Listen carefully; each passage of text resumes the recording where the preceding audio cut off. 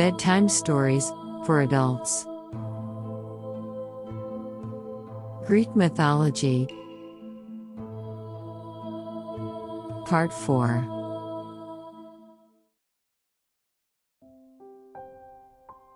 Tales 9. The Myth of King Eros.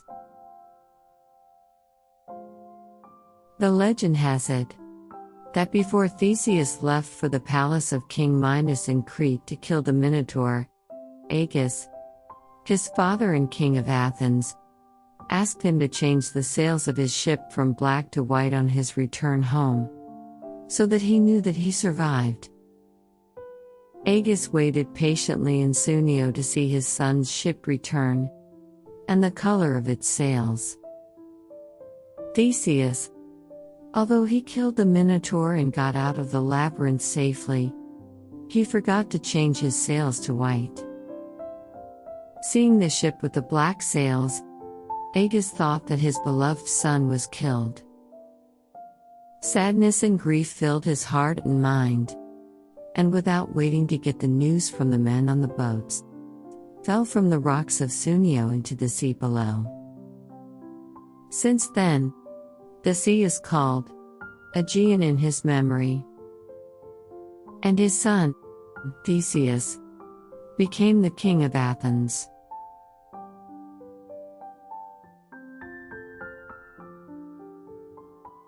Tales 10. Perseus and the Gorgon Medusa. Perseus was a demigod, son of the Olympian god Zeus, and the mortal woman Danae. Perseus sought to kill Medusa, the only mortal of the three monstrous sisters. Instead of hair, Medusa had living venomous snakes on her head, and anyone that would look at her eyes would immediately turn into stone. With the help and the wisdom of goddess Athena, Perseus approached the monster by looking through the reflection of a shield, and cut off her head. Tales 11.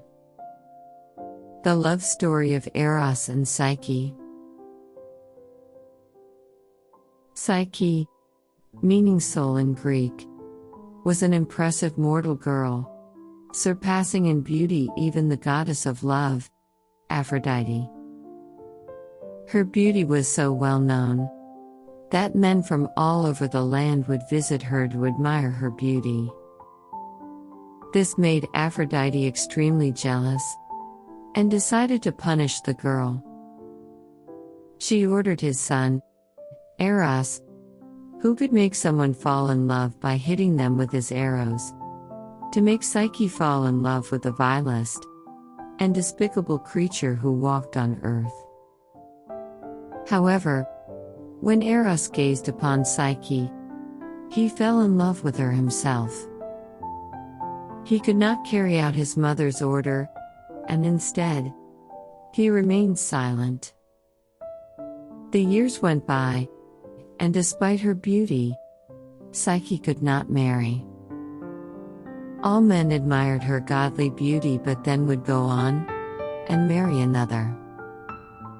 Her parents decided to go to Delphi and ask for guidance from Apollo. The oracle said that Psyche had to dress in black, climb a high mountain alone, and stay there. Then, a winged serpent would come for her and take her as his wife. Psyche and her parents had no choice but to follow the god's words. As she was waiting alone on the mountain, shaking and crying, the fresh wind of Zephyrus raised her and traveled her through the sky to the gates of a magnificent castle. There, a sweet voice greeted her and made her feel like home. Every night, Eros would come in the dark and lie beside her. Without seeing him, Psyche could feel that he was not a monster, but the loving husband she had always been wishing for. The following days passed in full joy, and Psyche was happy.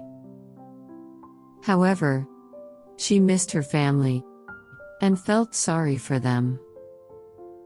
He asked Eros to let her see them, and he granted her wish, after warning her not to be influenced by them, otherwise, their relationship will be destroyed and she will suffer a lot. The next day, her two sisters, carried by the wind, arrived to the palace. They felt jealous of her sister living like a goddess, and told her that her husband did not allow her to see him because he was the horrible creature the oracle had mentioned. This idea overwhelmed the mind of Psyche, who could not understand why her husband would not show his face. So, she devised a plan. She decided that when Eros falls asleep next to her, she will light a candle to see him. If he is a monster, she will kill it with her knife, otherwise, she will happily fall back to sleep. And so she did. But, after seeing his face, a drop of hot oil fell from the candle and woke Eros up. He immediately left her, saying with a heartbroken voice, "Love cannot live without trust." Psyche was really sorry and sad, and she could not find Eros anywhere. Desperate, she appeared to his mother, goddess Aphrodite, and asked for her help. Aphrodite told her that in order to reunite with her loved one, she would have to carry out 3 impossible tasks. With the help of nature and others, she managed to complete all the tasks and return to Aphrodite. Despite her success, Aphrodite got angry with her and yelled the poor girl that she would never let her go. Witnessing all this, the other gods of Olympus sent Hermes to tell Eros everything that has happened. Eros was touched by Psyche's love and returned to her. From that day on, the couple lived happily together. As a wedding gift, Zeus allowed Psyche to taste the drink of the gods, ambrosia, making her immortal. Aphrodite was also happy because now that Psyche was immortal, the men would forget about her and worship once again the true goddess of beauty.